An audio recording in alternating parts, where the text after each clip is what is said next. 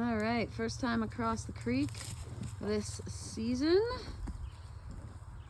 and lots of food over here.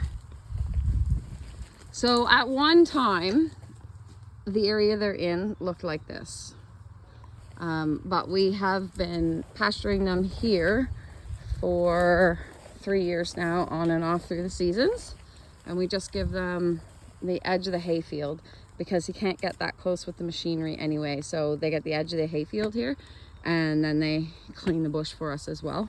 But at one time, this is what that whole area looked like. So our hope is through this week, while they are in over here, our hope is to cut some paths through this bush and do the same thing so that we can run them down the edge of the hayfield and then cut into the bush and give them a loop, and that way we can keep this area cleaned as well. We still have to get that tree off the field, but yeah, so that's the plan, is to come along the edge of the hayfield, duck into the bush, cut a new path kind of parallel all the way along, and then have them clean up all of this brush just like they have done here. And this is, the goats are really good at doing this kind of stuff. So they'll have that, and then they'll have this all cleaned up. So they're hardworking animals.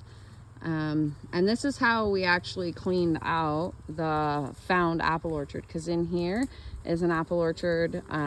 We estimate it's about 150 years old, given the state and the size of the trees and the fact that this property was owned by the same guy and family for 75 to 100 years. His father never mentioned to him that there was an apple orchard here, so it's been buried since his father owns it, and he is now in his 70s. So yeah, we're estimating that that's how old those apple trees are in there that we have found.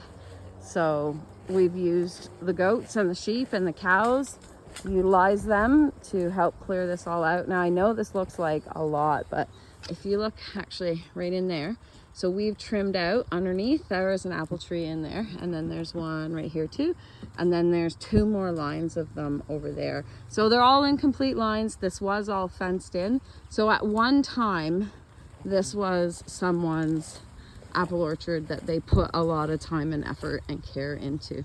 But I'll put a video up after they've been in here for a few days, and you'll really be able to see the difference. But yeah, you can see right there, that's one of the apple trees, and then the rest of them are down there by our bees.